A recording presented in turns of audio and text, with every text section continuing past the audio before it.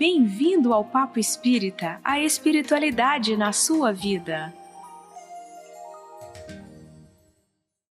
Bem-vindos ao Papo Espírita. Nossa conversa de hoje é sobre a ansiedade gerada pela exaustão mental, principalmente aquela causada pelo excesso do uso das telas, das redes sociais. E ano passado, para falar sobre esse estado, o dicionário Oxford anunciou em 2024 o termo do ano, brain rot, que significa literalmente cérebro podre. Para conversarmos sobre esse assunto, nós chamamos o psicólogo e orador espírita Pedro Paulo Zal. Tudo bem, Pedro Paulo? Tudo bom. Seja bem-vindo. Obrigado. Miriam e Thelma também estão com a gente. Pedro Paulo, esse tema é super atual, né? A gente fala sobre a nossa exaustão mental, que define a vida moderna nas telas. As pessoas passam o dia inteiro conectadas, seja no trabalho, seja em casa. E brain rot, nesse caso, refere-se a um declínio das capacidades mentais ou intelectuais de uma pessoa devido ao tempo excessivo do consumo de conteúdos, especialmente online, e que começa a ser provado pelos cientistas ao redor do mundo. Essa expressão ganhou popularidade nas redes sociais para descrever o impacto de atividades repetitivas, seja rolando aquele feed de notícias no Instagram, do TikTok, né, aqueles vídeos curtos, 30 segundos, descontextualizados, ou seja, a gente consumindo notícias sensacionalistas. E esse comportamento, Pedro Paulo, tem gerado ansiedade, depressão e baixa autoestima. O que os psicólogos têm encontrado em seus consultórios a respeito desse estado que o dicionário Oxford chamou de brain rot? Quem são essas pessoas afetadas por essa exaustão mental? Vamos lá. Eu fiz meu dever de casa e fui aqui atrás de algumas pesquisas, né, também, e tem alguns dados, inclusive, respondendo essa tua questão aí, tá? Nós temos todas as gerações hoje nessa situação de consumo de telas, desde o jovem, a criança, o adulto e o idoso, né? E numa pesquisa que eu busquei aqui, hoje em dia, a geração dos baby boomers, que é lá da década de 60, mais ou menos, para cá, o pessoal que está aí com 50, 60, 70 anos, Nós. Eles representam 4% de consumo em mais de 12 horas. Mais de 12 horas de consumo. O mesmo da geração Y. A geração Y também consome mais de 12 horas. A geração X, nessa pesquisa, ela é que está consumindo menos. E a que está consumindo mais é a última geração.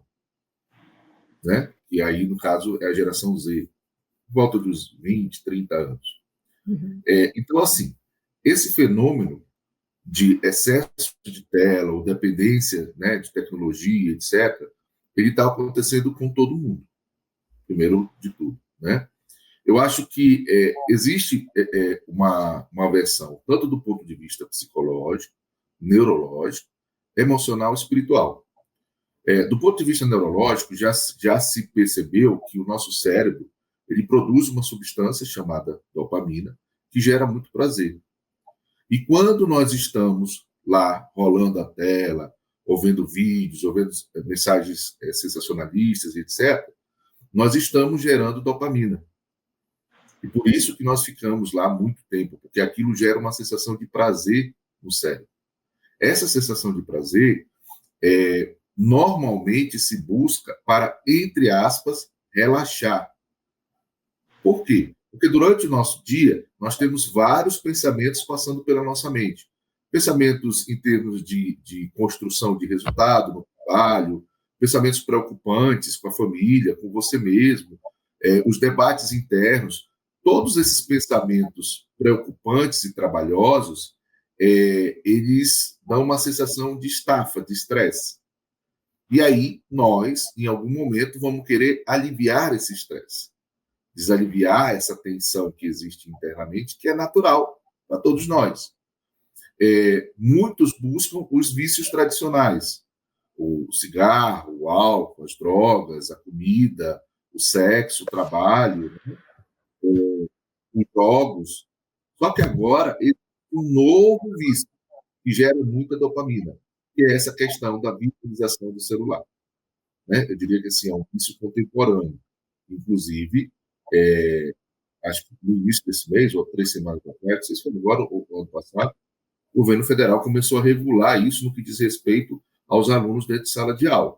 Por quê? Porque já se começou a ter pesquisas longitudinais, aonde se tem indicadores que você utilizando muito a tela, você tem um retardo cognitivo. Por quê? Porque nessa pesquisa, inclusive, que eles falaram sobre o Brain Rot, eles também fizeram algumas medições aonde a capacidade cognitiva ela chega a uma exaustão tão grande que você começa a diminuir. E aí, vamos entender do ponto de vista psicológico, cognitivo, o que é cognição, quando a gente fala de cognição. Cognição tem a ver com memória, percepção, discernimento, julgamento e raciocínio lógico. Quando a gente estafa essa nossa função, quando a gente sobrecarrega muito, porque no momento em que a gente está passando o dedo na tela, ou está vendo alguma coisa, o nosso cérebro, nossa cognição está processando. Né? Eu estou percebendo uma informação, eu estou discernindo sobre ela, eu estou tendo um raciocínio lógico sobre ela. O meu cérebro está sendo alimentado e processado. E quando eu faço isso numa velocidade muito grande e no abuso, eu vou ter essa minha função reduzida.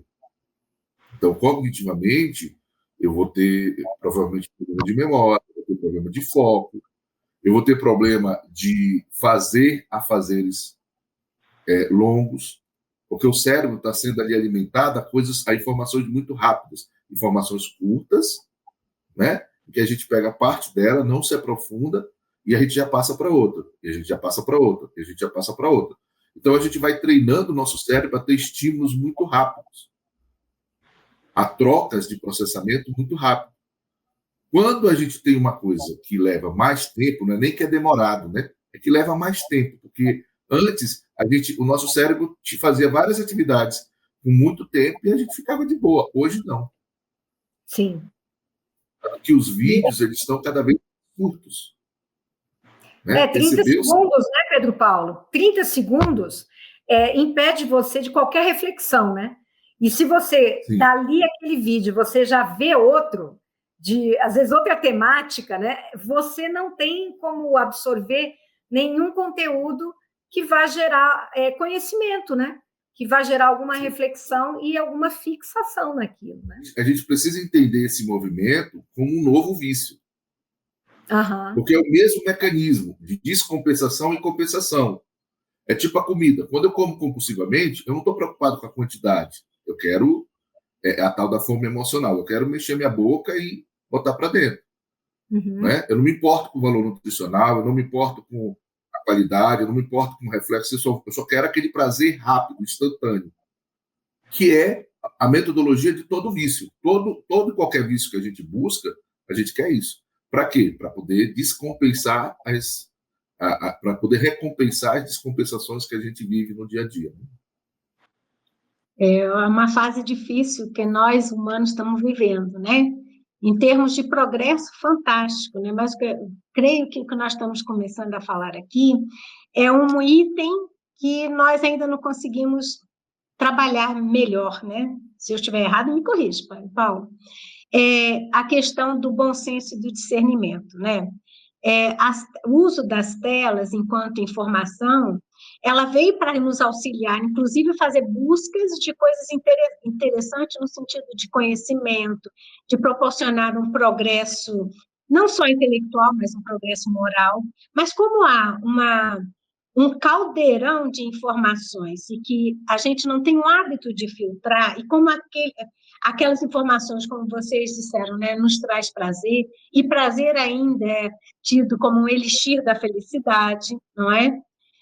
O que eu penso que nós estamos trazendo aqui é um excesso de uso das telas, trazendo para a nossa mente informações que desnecessárias muitas vezes, né? Informações fakes, né? Informações que mexem com o nosso emocional, e eu gostaria de levar agora esse raciocínio, Pedro Paulo, porque uma vez que eu vejo, me sacio, né, de prazer assistindo sensacionalismo, acompanhando, de repente, algumas pessoas, né, os influencers, né, que não me trazem nada de substancioso para a nutrição desse espírito imortal que eu sou, que me traz só uma questão de que quanto mais poder material, né, a aquisição eu tiver, uma pessoa mais importante eu sou, mais admirado, mais exemplo a seguir, né? Então, acho que a gente está num momento em que bom senso e discernimento seria extremamente necessário. Voltando para a minha primeira pergunta, senão eu falo demais, nessa ânsia de saciar esse prazer, né, de produzir cada vez mais dopamina nas telinhas, como é que fica a questão emocional? Porque, às vezes, eu sou uma pessoa já agressiva, já descontente. Como é que fica na medida em que eu tenho cada vez mais acesso e sinto-me, entre aspas, impotente de saciar essa fonte de prazer? Eu acho que toda lei de progresso ela tem os processos de adaptação, né? Tanto que a lei de destruição e progresso elas andam juntas. Sempre quando nós nos deparamos com algo novo no nosso cotidiano, a gente vai ter todos os desvirtuamentos, desde o conservador ao mais liberal, até o chegar no caminho do meio. E nós, com essa questão das redes sociais, com todos esses fenômenos que você acabou de falar, a gente está ainda tateando, mas vai chegar um momento em que as consequências do excesso vão ser muito grandes e a gente vai ter que trazer isso para o meio, tá? Você estava falando sobre os influencers e eu me lembrei de Hitler. Hitler foi um grande influencer, sem rede social, tecnológica, sem internet. Isso quer dizer o quê? A gente precisa olhar primeiro para os nossos padrões de comportamento, para as nossas ações e reações como seres humanos. Todos nós somos influenciados e podemos influenciar, né? E aí o magnetismo explica muito bem esse processo para a gente. Todos nós temos, na humanidade, nós temos pessoas que são mais passivas, nós temos pessoas que são mais dominantes. E o que acontece? Quando eu tenho um dominante junto com uma pessoa passiva, vai encaixar, né? O passivo vai ser levado pelo dominante. Ou seja, aquele que tem o poder de influenciar, aquele que tem um magnetismo maior, aquele que tem um carisma maior, ele vai sim conseguir capturar muitas pessoas que vão segui-lo. Isso acontece desde que o mundo é mundo, né? Jesus foi isso. Jesus começou com os 12, daqui a pouco veio mais gente, daqui a pouco veio mais gente, e hoje tem um terço da população que praticamente segue Jesus no planeta. Então, assim, o movimento de eu buscar alguém, né, de hora eu ser influenciado ou influenciar, isso é natural, isso faz parte do nosso processo relacional. O que nós temos hoje é a possibilidade de muitas pessoas influenciarem e muitas pessoas serem influenciadas de diversas formas. Quanto à questão do gosto ou do desejo da informação, isso também é variado na diversidade humana. Vão ter pessoas que vão buscar, vão ser influenciados, estão sendo influenciados através desses mesmos mecanismos por conteúdos extremamente edificantes, salutares, conteúdos progressistas que vão trazer uma tecnicidade para a vida da pessoa, vai trazer uma formação profissional. Então, existe um conteúdo que é muito bom. Existe um conteúdo que é mais ou menos, do ponto de vista do desenvolvimento humano e espiritual, e existe um conteúdo que não serve nada para o desenvolvimento humano e espiritual. Né? Então, a gente tem um espectro de 0 a 100, ou de A a Z, com todas essas situações. Pois bem, a partir disso, cabe a nós começar a decidir, a discernir sobre o que eu vou trazer, o que eu vou me alimentar ou não. Eu vou dar um exemplo pessoal. Na pandemia, eu comecei a consumir o TikTok. Não tinha nada para fazer, queria relaxar. Eu botava lá vídeo só de vídeo animado, de piada, de comédia, para eu poder me divertir e sorrir. E na época, inclusive, eu atendia alguns pacientes e prescrevia, bota o TikTok, né? Pelo menos para você aliviar, sair daquele medo, daquela tensão que o mundo estava, daquela angústia. Pois bem, depois de um certo tempo, eu percebi que eu estava várias horas no TikTok. Inclusive que eu estava retardando o meu sono por conta do TikTok. E aí começou a aparecer um alerta.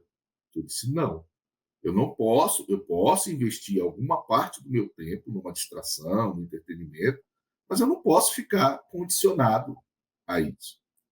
A mesma coisa aconteceu com o jogo. Às vezes eu instalava um joguinho lá de nave ou de sinuca, e quando eu vi, eu estava várias horas no jogo. A mesma coisa com o Instagram e no Facebook. Eu estava várias horas, tinha um bocado de gente, eu vendo a vida de um bocado de gente que não servia para nada. E aí, o que eu fiz? Eu fiz o movimento contrário.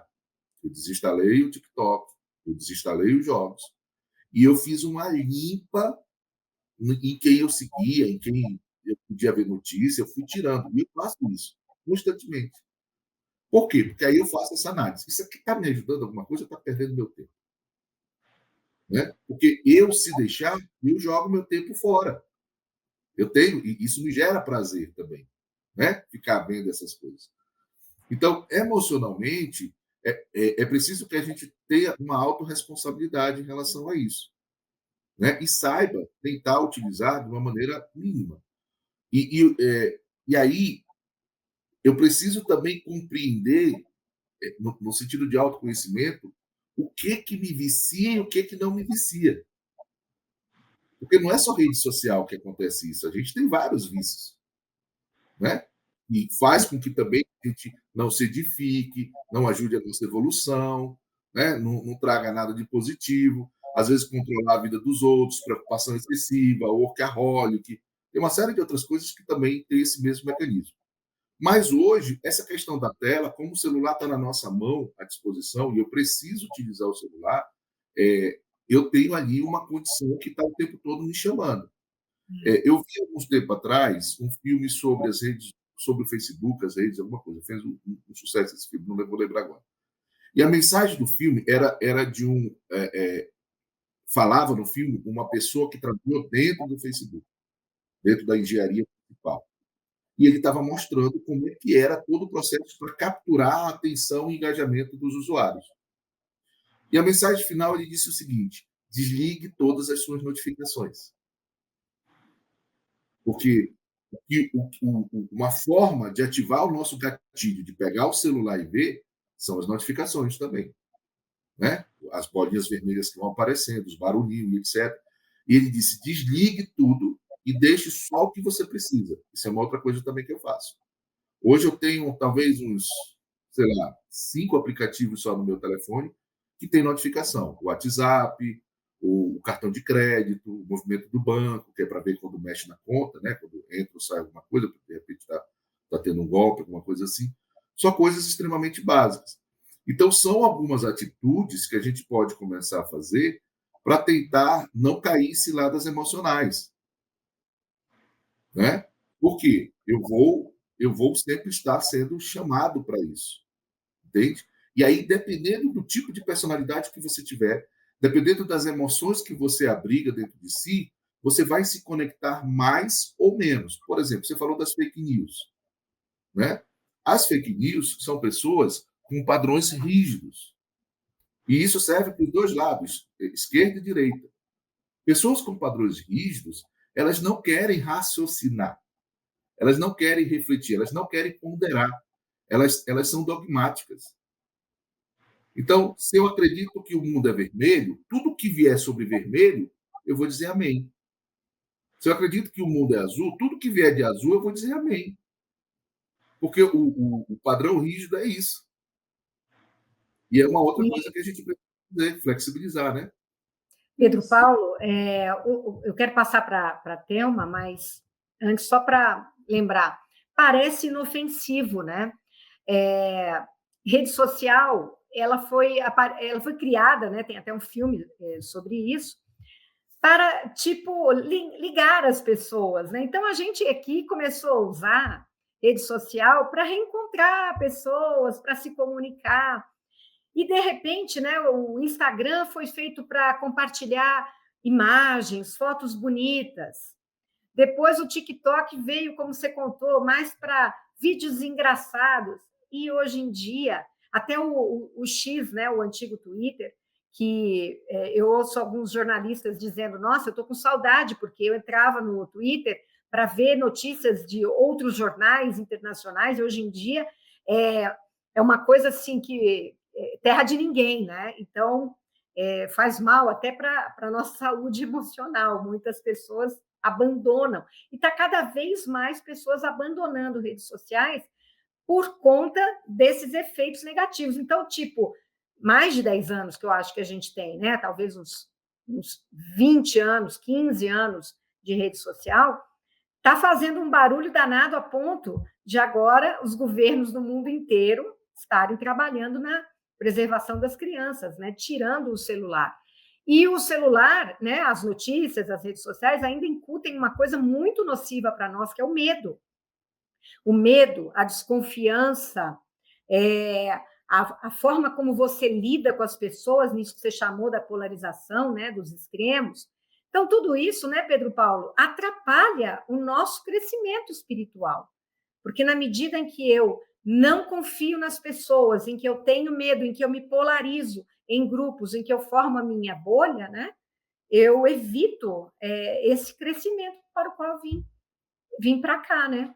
Não sei se Thelma quer também falar alguma coisa sobre isso, aí a gente passa para o Pedro Paulo. Isso. Não, eu acho que nesse caso são eventos ainda no momento, são situações novas ainda para nós, né? Como o Pedro Paulo falou, nós ainda vamos para um extremo para o outro, para depois ir de uma forma mais equilibrada. E assim, no caso, a mentira, ela é vencida com o quê? Com a verdade, né? Então, a verdade vai chegar e vai mostrar. É óbvio que, com isso, a gente vai sofrer realmente certas coisas e também as pessoas que têm propensão a vícios, é óbvio que as redes sociais ela tem facilidade, mais ainda para a pessoa cair nesse campo, porque tem facilidade de buscar coisas que interessam, como questões sexuais, questões de todo tipo de situação. Jogos, né? Que agora estão... É um campo aberto, como se fosse um campo aberto. E com o tempo, eu acho que a nossa maturidade, a gente vai equilibrando a situação. E aí eu queria até levar um pouquinho essa questão da maturidade, que você colocou, Pedro Paulo, essa questão é sua pessoal, que você já chegou a uma certa idade, já está trabalhando nessa questão do autoconhecimento, e até isso que a Ana falou, que é a questão do governo cortar para a criança, escola, não sei o quê, mas eu vejo que quem tem que atuar em relação à criança, ou a jovem, a criança, o adolescente, no caso, são os pais, porque tem que partir essa abordagem, os limites, em casa, porque se a gente não atuar em casa, a gente não vai conseguir trabalhar, né, no coletivo. Não sei se eu estou me fazendo entender, Pedro Paulo. Você está correta, né? E é um grande desafio. Eu tenho atendido, às vezes, alguns pais preocupados com seus filhos, porque tem um termo aqui nas pesquisas que eu falei, que eu fui buscar aqui, que é nomofobia. Nomofobia, que é o quê? É a pessoa ter dependência praticamente de celular e tecnologia, de maneira obsessiva.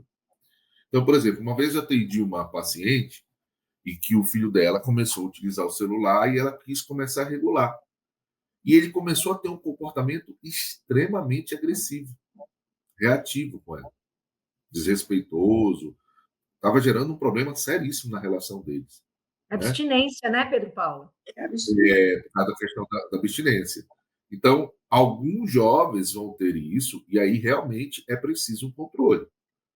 Né? Não é fácil, porque a grande maioria está conectada, né, o tempo todo. mas é preciso que se busque algum tipo de contenção ou controle. Depois que ele se torna adulto, aí é uma responsabilidade dele. Mas ainda assim, as relações familiares podem ser moderadas pelos seus pais ou cuidadores. Por exemplo, aqui em casa todo mundo é adulto. Eu tenho uma filha de 27, outra de 31, mas a gente meio que pactuou de que quando a gente vai para a mesa, não leva celular. Entende? Para a gente se olhar, para a gente conversar, para a gente falar sobre o tema, para a gente comer juntos. É uma coisa que a gente sempre gosta de fazer. Então, eu acho que sim, aqueles que são chefes de família, que são cuidadores, pais, mães, eles precisam ter uma atuação nesse sentido. Só que aí existe uma outra questão aí, é que muitas das vezes, muitos pais preferem que seus filhos fiquem na tela porque eles ficam entretidos e não dão trabalho, Uhum. né? E aí tem crianças que, por exemplo, têm autistas, problemas com TDAH, uma série de transtornos de hiperatividade, e que aí a tela resolve. E aí você vai construindo uma cultura de excesso de tela. Os próprios pais também em relação a isso. Então, eu acho que é importante a gente resgatar atividades analógicas e offline. Tá? Mesmo que a gente, né, esteja inserido nesse processo, mas priorizar atividades em família, aonde o celular fica em segundo plano. E aí cada família vai desenvolver. Só que, ao mesmo tempo, você pega um contexto social de famílias pobres, miseráveis materialmente. Qual é a opção que elas têm, né, para compor? Tem como, mas o lazer é restrito, as dificuldades, né, financeiras, a situação de vulnerabilidade social, e o celular cai como uma luva, porque o celular é uma janela que se abre para a pessoa viver várias coisas. Então, são situações e situações que são muito complexas, muito difíceis, que eu acho que a gente vai levar algum tempo para ponderar, para chegar no meio termo. E isso sempre acontece, nós já sabemos como é que funciona a lei do progresso, com algum tipo de prejuízo coletivo muito grande. Então, daqui a pouco, talvez daqui a algumas décadas, a gente vai começando a ter uma consequência pior para o excesso disso, aonde a gente vai começar a ter comportamentos, né, diferenciados. Eu não sei, eu não vou me lembrar agora ao certo, mas parece-me que já tem alguns movimentos de alguns grupos de deixar, de desconectar, sabe? De fazer atividades onde desliga o celular, bota no modo avião, porque as pessoas... Eu acho que vai ter esse movimento coletivo em algum momento, sabe? Das pessoas entenderem que o resgate do tempo de qualidade significa o celular desligado. Significa o celular offline, sabe? A gente vai precisar desenvolver isso, porque senão vai todo mundo envolvido nesse processo. Exato. Eu até estava vendo, eu tenho que ir para a academia agora, tenho que ficar frequentando, e nos dias que eu vou, tem gente que está malhando e com o celular assim, fazendo as coisas com o celular na mão, vendo, conversando. Então, assim, a pessoa não consegue nem assim sentir o que ela está fazendo, né? Se sentir como um ser humano, né? Como uma pessoa. Tudo está com bota na outra mão, aí não sei o quê.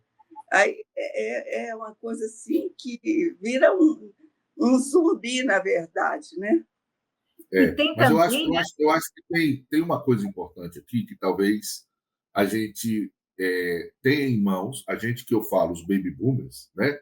Pessoal aí de 40 a mais, que é importante. Por quê? A geração nova ela não viveu a relação analógica. Nós vivemos. Sim. Nós sabemos o que é uma relação offline, né? Nós entendemos o valor disso. Nós sabemos que tem como se relacionar e viver sem essa tecnologia. Então, eu acho importante a gente trazer e resgatar isso, e lembrar para as pessoas, e promover isso. Eu gosto muito de me reunir com as pessoas, eu gosto muito de reunir pessoas aqui em casa, às vezes churrasco, alguma coisa, e a gente traz esse processo, sabe? De que é bom, é importante, né? Você consegue também, como é que se diz, se distrair, se divertir, sem estar com a tela o tempo todo. Então, acho que, de repente, nós temos essa memória, né, tradicional que a gente pode, para quem queira, obviamente, né, a gente começar a desenvolver e resgatar isso também, sabe? No sentido Pedro de promover Paulo, passos nesse sentido. eu costumo dizer que, graças a Deus, eu criei meus filhos sem rede social, porque é um desafio agora, né? Você educar crianças nesse mundo. Porque, além disso, ainda temos a questão da superexposição, né, Pedro Paulo? A superexposição da pessoa está causando problemas emocionais muito grandes. Tem gente que tem a tendência, né, para depressão, para alguma patologia, e o uso da tela, na hora que ela está olhando a vida fake de outras pessoas, né, porque as pessoas colocam aquilo que tem de melhor e ninguém sabe a vida daquela pessoa. Dizem que um pouco de tempo de exposição a esse tipo de conteúdo, digamos, perfeito, assim, leva a pessoa a se deprimir, porque ela não vive aquele conto de fadas que está, às vezes, colocado ali. O que você encontra sobre isso no consultório? Mais uma vez, a gente vai falar de padrões de personalidade e predisposição. Isso sempre existiu. A comparação com o outro e o se sentir menor, a baixa autoestima, é uma característica de personalidade. Algumas pessoas vão ter isso e precisam trabalhar profundamente num processo terapêutico, espiritual, holístico, o que for. Mas, sim, essa exposição de vidas perfeitas automaticamente faz com que a gente se compare, naturalmente. Aqueles que tiverem mais predisposição para se acharem menor, né, para ter menos ter baixa autoestima, etc., eles vão se conectar com isso e isso vai engatilhar mais, isso vai fortificar, intensificar mais isso dentro deles. Uma das coisas que eu diminuí o Instagram foi por causa disso, porque chegou um momento em que eu estava vendo a vida de algumas pessoas e que eu estava me sentindo menor. Eu estava dizendo, como é que essas pessoas conseguem ou não consigo? Eu estava tendo um sentimento que eu nem sabia o que era. Eu fiz, há muitos anos atrás, um curso de coach. Eu era psicólogo, eu fui lá para saber o que era o negócio de coach. E fiz. E aí, me conectei com uma rede de pessoas, que era o coach e tudo mais, e desenvolveram. E eu decidi ficar na minha linha psicológica e pegar algumas técnicas de coach e colocar no consultório, mas não me apresentar como coach. E aí eu vi alguns colegas meus crescendo, ganhando dinheiro, mostrando as coisas lá. Eu comecei a me sentir mal por isso. E aí eu disse, não, tem alguma coisa errada aqui. Né? Eu não tenho que ficar me comparando.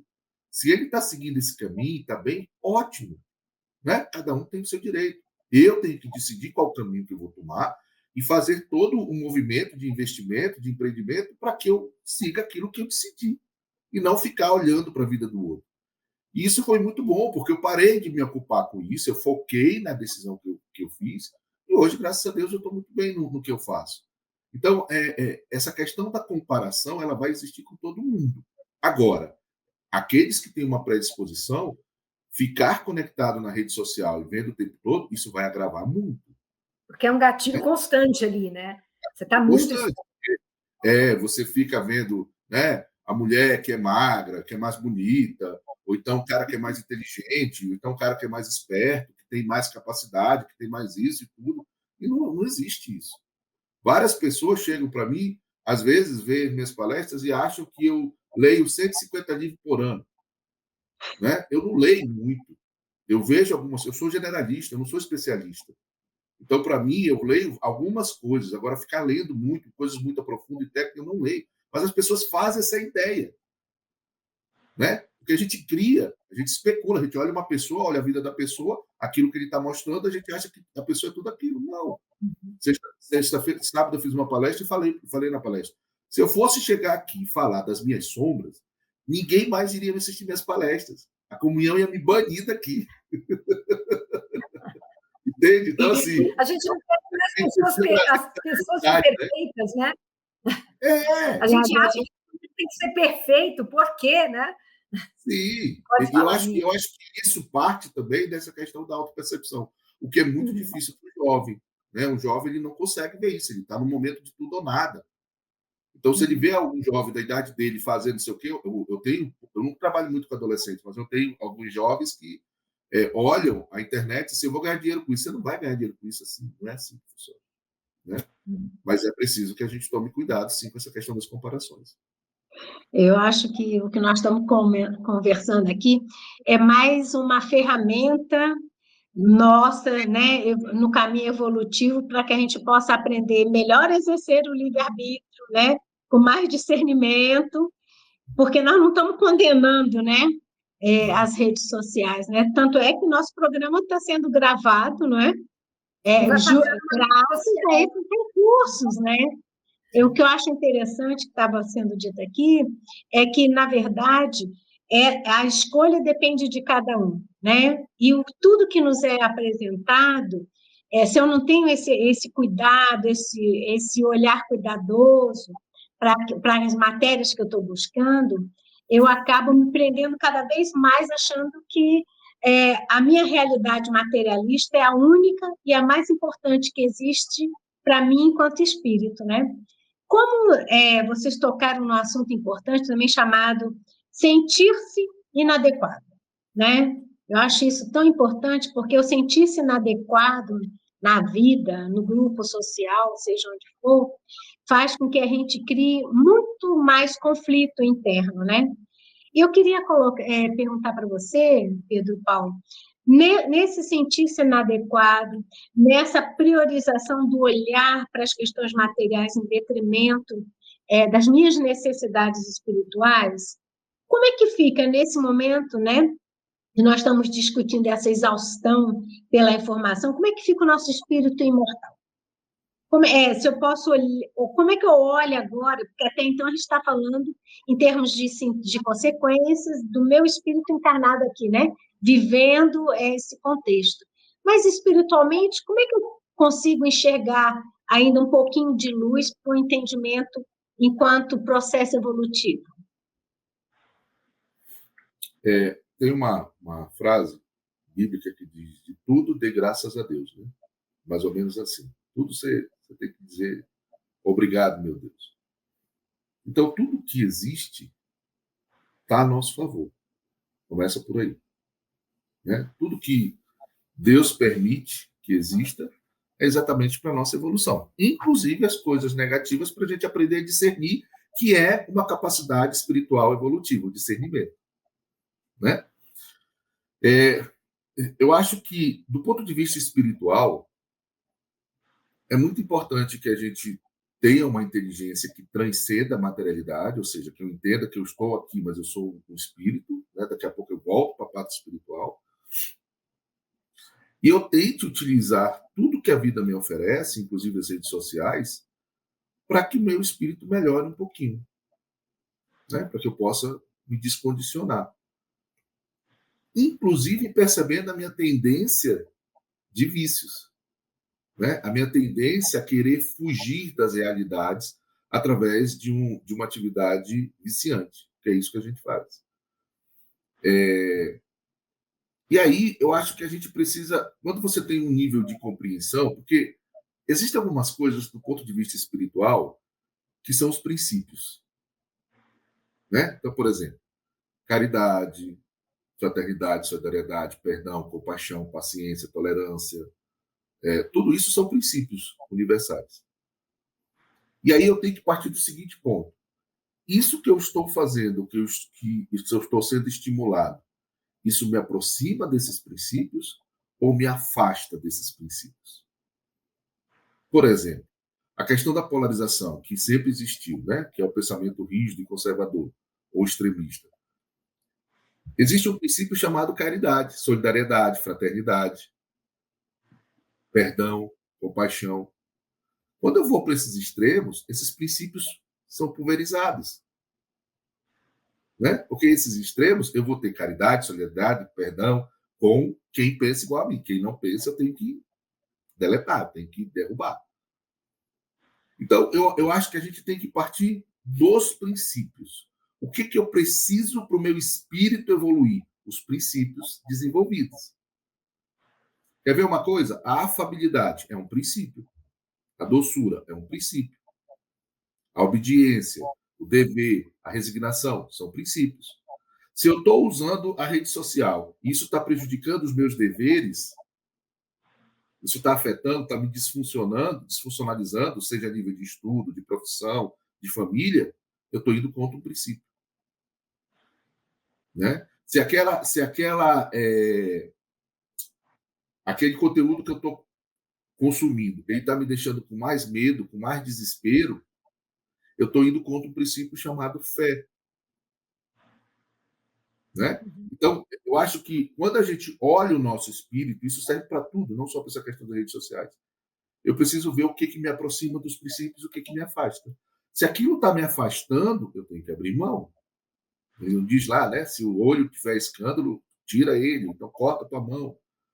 No sentido de eu começar a tomar decisões diferentes, ou então adaptações, né? Porque, por exemplo, a gente não pode. Hoje ninguém consegue ficar sem rede social praticamente. Quem trabalha, quem estuda, né? Quem interage.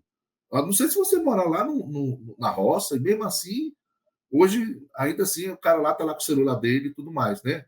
O índio na aldeia tem o celular dele, porque existe uma funcionalidade nisso tudo. O Papo Espírita, por exemplo, é um bom espírita, né? Ocorre por conta disso. Então, assim, eu preciso saber como que eu vou lidar com isso. Eu acho que esse movimento que nós estamos fazendo aqui hoje é uma prestação de serviço para a gente, porque a gente reflete com as nossas experiências, com a nossa troca, e para quem vai nos assistir, no sentido de parar e perceber, cara, o que eu estou fazendo? Eu sempre falo, uma prescrição que é básica para todos os pacientes. Pare de assistir notícias de desgraça, de violência, né, de corrupção, disso, daquilo. Se você não for da área, se você não for do judiciário, se não for, né, da área de saúde, ou sei lá o que lida com isso, não assista isso. Porque isso só vai apodrecer seu cérebro. Isso só vai gerar mais sentimentos que vão contra os princípios. Né? Jesus falou lá sobre aquela questão da ansiedade. Não andeis ansioso. Tem aquela passagem lá famosa do barco, que veio a tempestade, balançou tudo. E Jesus estava lá tranquilão, de boa, e os apóstolos se descabelando, querendo morrer. Mas por quê? Porque Jesus não olhava para baixo, Jesus olhava para cima. Jesus olhava para baixo quando ele ia em missão. Quando o alto dizia para ele, vai lá que eu vou contigo para a gente resgatar. Aí sim, aí a gente olha para baixo. A gente olha para a miséria, para a dor, para a violência, para uma série de coisas. Agora, ficar olhando para baixo, sem você ter nada que te movimente, que te edifique, isso vai te autodestruir. Né? A gente tem que ter responsabilidade no conteúdo que a gente busca, né? Porque a gente pode ter interesses muito, muito diversificados, e isso é uma questão passiva, né? Quando você fica passivo diante daquelas coisas produzidas e você não tem controle. Agora, digamos que você está em busca de um conhecimento, então, e você vai se deparar com algum conteúdo que é desconcertante, porém, ele tem um propósito na tua vida, né? Você se propôs a olhar para aquilo, você tem algum interesse particular naquilo que vai servir para você construir algo, mas você só ficar passivamente consumindo, aí realmente uma questão de você se colocar na mão de outras pessoas, né? Então, são outros interesses, né? Eu queria só puxar o gancho, né, que da forma como Pedro Paulo colocou, creio que não é uma postura da indiferença. Eu não vou ouvir, vou ficar indiferente, criar uma bolha, que isso não existe. Eu acho que juntando com o que você falou, Ana, trazer para a gente uma responsabilidade, né? Isso existe, né? Se eu estou assistindo passivamente, não estou agindo, né? Eu acho que se estou assistindo, devo buscar exercer as virtudes, né? Os princípios da caridade, da fraternidade. Esse é o mote, né? A motivação, né? E não a de indiferença e fazer de conta que isso não existe, né? Era só essa colocação. Isso mesmo. Pedro Paulo, a gente vai ter que encerrar esse programa, meninas também. Porque o tempo, infelizmente, é limitado, mas a gente quer trazer esse tema mais outras vezes, né? Nós já fizemos, para quem se interessou por esse bate-papo, nós já fizemos também um outro programa sobre o uso excessivo, né? O uso abusivo de telas, com uma psicóloga, e ela falou especialmente para as crianças. Temos esse programa, alguns papos espíritas atrás, quem se interessar vai na nossa playlist, e com certeza vai ser uma temática que vai voltar, porque a gente está vivendo nesse mundo, a gente quer trazer também a atualidade, né, para as nossas vidas, mas sob esse viés que o Pedro Paulo tão bem descreveu, que são os das virtudes, né, dos princípios cristãos, que é isso que a gente vem buscar trazer para o nosso espírito imortal. Então, Pedro Paulo, muito obrigada. Infelizmente, a gente tem que acabar. Você trouxe um conhecimento, fez uma pesquisa, trouxe muita coisa importante para nós. Miriam e Thelma também, obrigada aí pela participação de vocês. E vocês todos que nos assistiram, se gostaram desse tema, repliquem, distribuam esse conteúdo para outras pessoas que estão interessadas. Não deixem de curtir, compartilhar e escrever para nós. Muito importante para o nosso algoritmo. Papo Espírita está no canal TV Comunhão, da Comunhão Espírita de Brasília. Vamos ao ar todas as quintas, 18h45. Acompanhe a nossa playlist. Obrigada a todos vocês e até a próxima. Até a próxima.